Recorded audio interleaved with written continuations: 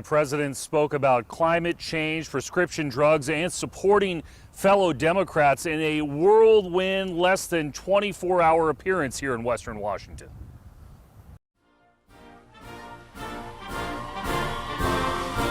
President Biden, in his first Northwest trip, used his platform to once again pitch prescription drug reform. You know how much it costs to make that vial of insulin? $10. Biden pressuring his plan for insulin and Medicare cost caps, which he touted as a possible extension of the Affordable Care Act. How do you look at your child and deal with it? And there's no excuse. None. He also used the presidential pulpit to tout record job growth and spotlight his fellow Democrats, including Washington Congresswoman Kim Schreier, whose 8th district includes Auburn and is expected to get a strong Republican challenge in November. The Auburn stop came after a morning visit to Seattle's Seward Park and last night's Democratic fundraiser at a Madison Park home. It is the kind of visit that previous presidents have made to the region to boost local candidates and push public policy at the same time. I'm more optimistic. Biden's approval rating lags in national polling, with inflation and gas prices skyrocketing. While that was barely mentioned in the roughly 35-minute speech, this one before a supportive group likely indicated what his messaging will be as we near the midterm elections. I'm a capitalist. And I think if you can make $1 billion or $1 million or $100 million, you should be able to do it. But pay your fair share.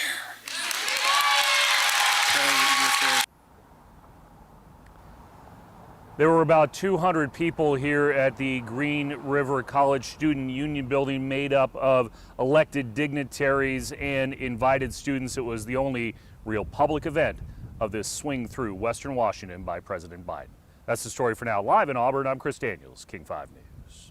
Well, the president's first stop of the day, as Chris mentioned, was Seattle Seward Park, where he talked environmental concerns on this Earth Day.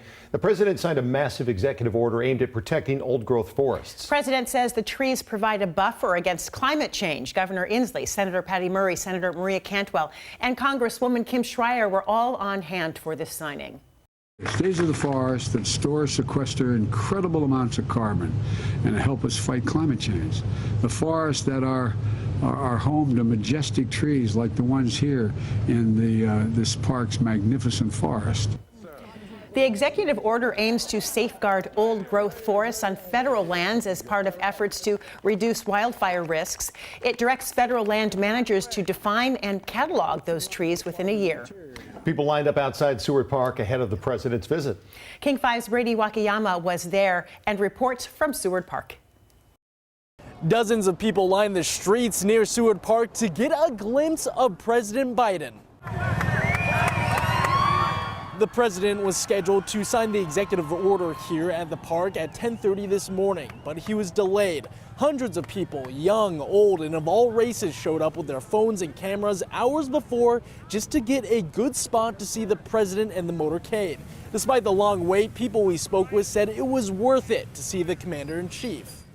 It was kind of amazing. I mean, again, I expected stuff like, oh, it's just another person driving by, but it was really special. I don't know why. Maybe it's because, you know, whatever it is, maybe all of us were feeling that. But it was really great to actually see him in person. There were also several Seattle climate activists demanding for real climate action as the president passed them by. They believe the Biden administration hasn't made any move to stop dangerous fossil fuel projects. And during the event and throughout the morning, there were several local law enforcement agencies monitoring the area as well as the crowd. For now in Seattle, Brady Wakayama, King 5 News.